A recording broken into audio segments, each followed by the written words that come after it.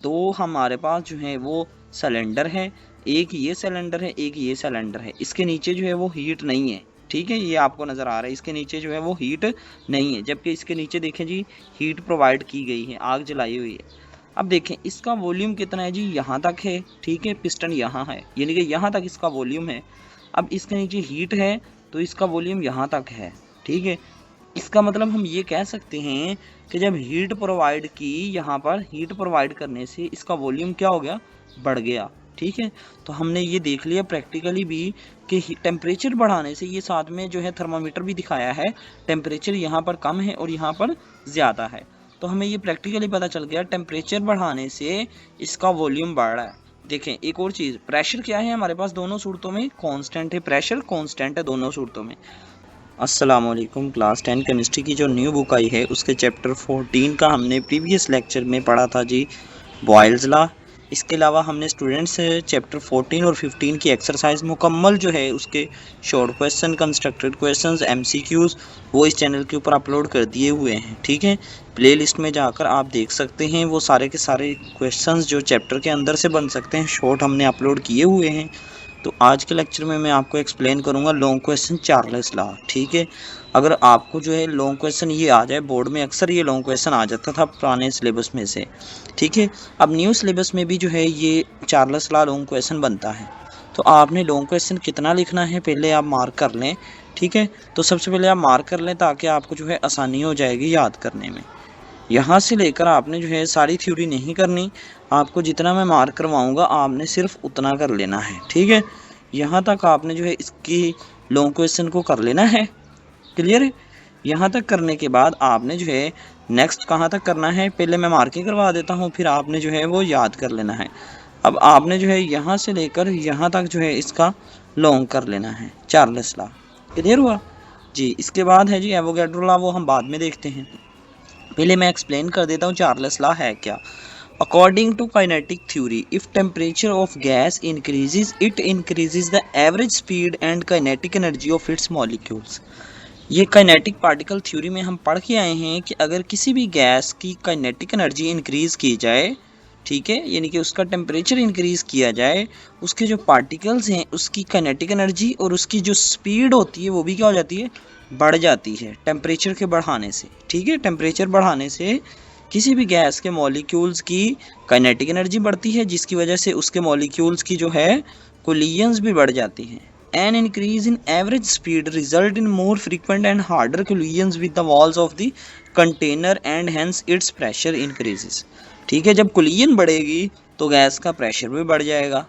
If the pressure of the gas is kept constant, the increase in temperature must increase the volume of the gas. अगर gas का हम जो है वो pressure constant कर दें, यानी कि प्रेशर चेंज ना करें, तो उसका टेम्परेचर बढ़ने से उसका वॉल्यूम भी बढ़ता है, ठीक हो गया। ये मैं आपको दिखाता हूँ जी प्रैक्टिकली इस डायग्राम में। ये देखें जी, दो हमारे पास जो है वो सिलेंडर है, एक ये सिलेंडर है, एक ये सिलेंडर है। इसके नीचे जो है वो हीट नहीं है, ठीक है, ये आपको नज़र आ रहा है। इसके नीचे जो है वो हीट नहीं है, जबकि इसके नीचे देखें जी हीट प्रोवाइड की गई है, आग जलाई हुई है।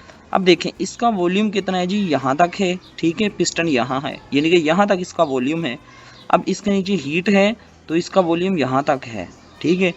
इसका मतलब हम ये कह सकते हैं कि जब हीट प्रोवाइड की, यहाँ पर हीट प्रोवाइड करने से इसका वॉल्यूम क्या हो गया, बढ़ गया, ठीक है।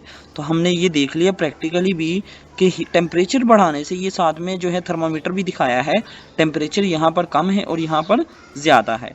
तो हमें ये प्रैक्टिकली पता चल गया टेम्परेचर बढ़ाने से इसका वॉल्यूम बढ़ रहा है। देखें एक और चीज़, प्रेशर क्या है हमारे पास दोनों सूरतों में, कांस्टेंट है, प्रेशर कांस्टेंट है दोनों सूरतों में।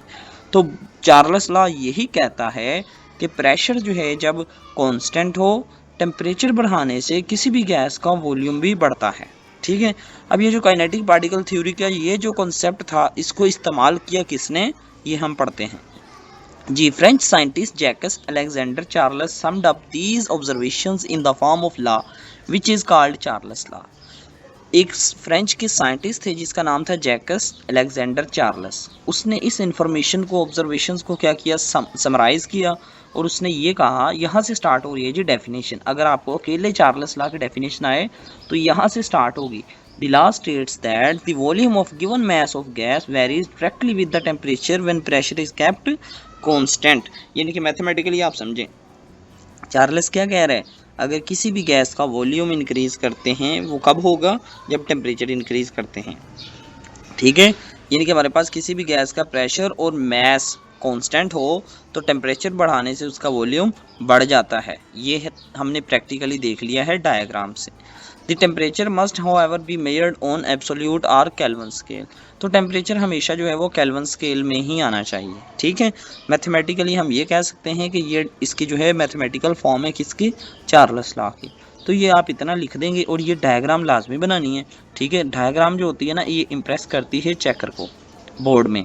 ठीक है, तो मैंने आपको जो है प्रीवियस लेक्चर में जो है बॉयल्स लॉ करवाया है, उसकी भी एक्सपेरिमेंटल वेरिफिकेशन करवाई है, तो इसकी भी आपको एक्सपेरिमेंटल वेरिफिकेशन करवा दी है।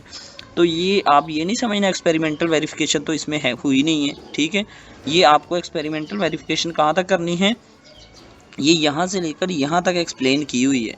अब आप जो है इस सारी चीज़ को खुद से लिखना है, याद नहीं करना स्टूडेंट।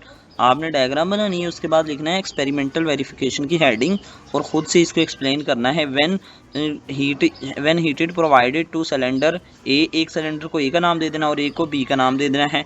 ठीक है, तो आप फिर इसको खुद से एक्सप्लेन कर सकते हैं, जो कि डायग्राम में आपको ईजिली दिखाया गया है। ठीक है जी, अब हम देखते हैं जी हमारे पास एवोगैड्रो लॉ क्या कहता है। एवोगैड्रो लॉ शॉर्ट क्वेश्चन है इसलिए मैं आपको करवा रहा हूँ, इतना इंपॉर्टेंट नहीं है लॉन्ग क्वेश्चन के लिए, सिर्फ शॉर्ट के लिए इंपॉर्टेंट है।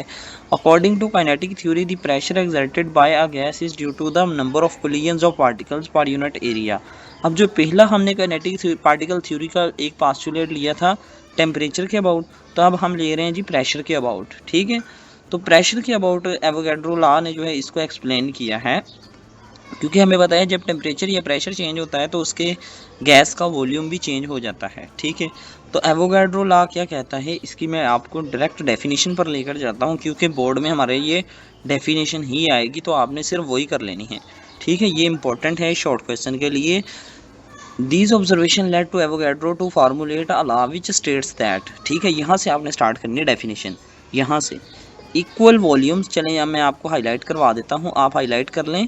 इक्वल वॉल्यूम्स यहाँ से लेकर आपने यहाँ तक लिखना है एवोगैड्रो लॉ, यहाँ तक इसकी हो जाएगी जी डेफिनेशन, और उसके बाद आपने ये वाली जो है इसकी मैथमेटिकल फॉर्म हो जाएगी। ठीक होगा स्टूडेंट जी। Equal volumes of different gases must contain an equal number of molecules if the temperature and pressure are kept constant. ठीक है, अगर किसी भी गैस के हम जो है वो 1 मोल ले लें, ठीक है, यानी कि एवोगैड्रो लॉ क्या कह रहा है, equal volumes of different gases must contain an equal number of molecules.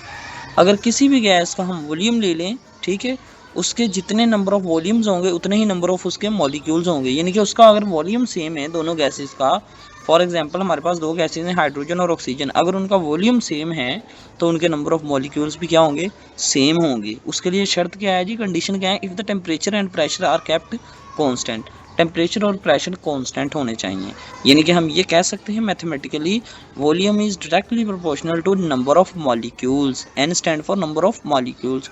तो एवोगैड्रो लॉ ये कहता है कि किसी भी गैस के जो वॉल्यूम है वो उसके डायरेक्टली प्रोपोर्शनल होता है उसके नंबर ऑफ मॉलिक्यूल्स के। ठीक है स्टूडेंट्स, तो ये हमारा एवोगैड्रो लॉ की डेफिनेशन आपने करनी है जस्ट, ये भी हमारा कंप्लीट हो गया।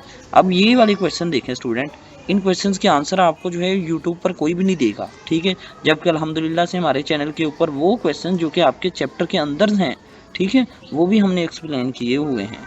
ठीक है, आप हमारे चैनल की इसी लेक्चर की जो है प्लेलिस्ट विजिट करें, वहाँ पर आपको जो है क्वेश्चन आंसर्स मिलेंगे। ठीक है, मिलते हैं जी नेक्स्ट वीडियो में, तब तक के लिए अपना बहुत सारा ख्याल रखना। अल्लाह हाफिज़।